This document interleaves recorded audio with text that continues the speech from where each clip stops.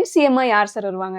ஏன்னா இப்போ அறிக்கையை குடுக்கும்போது விஜய் அவர்கள் சொல்லியிருந்தாங்க, இந்த மாதிரி ஆண்களுக்கு ரேஷன் கார்ட்லாம் வந்துட்டு ஆண்களுக்கு ஆண்கள் தான் வந்துட்டு எல்லாத்தையும் எடுத்து குடுக்குறது. பெண்களுக்கு பெண்கள் தான் குடுப்பாங்க அப்படிங்கிற மாரி, பெண்களுக்கு முன்னுரிமை குடுக்கணும் அப்படிங்கிறதுக்காண்டி நெறைய விஷயங்கள் பண்ணியிருக்கோம். இப்ப கலெக்டர்ஸா இருக்கட்டும், ஆண் கலெக்டர், பெண் கலெக்டர் அந்த மாரி இருக்கணும் அப்படிங்கிற மாரி நெறைய விஷயங்கள் சொல்லியிருந்தாங்க. ஸோ அப்போ பெண் சிஎம்மும் வரதுக்கான வாய்ப்பு இருக்கா சார்? அதாவது தமிழ்நாட்டை நீங்கெல்லாம் என்னவா நினைக்கிறீங்கன்னு நமக்கு புரியல. ஒரு முறை ஒரு பாடலாசிரியர் சிநேகனா யாருன்னு எனக்கு தெரியல. ஒரு பெண்ணை வர்ணிப்பார்.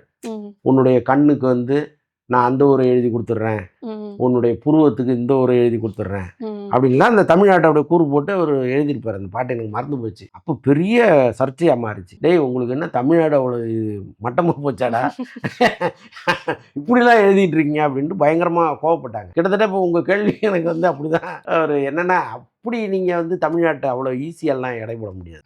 யாரையும் தூக்கிட்டு திடீர்னு மேலெல்லாம் வச்சிட மாட்டாங்க. அதற்கான உழைப்பு ஒன்று வேணும்.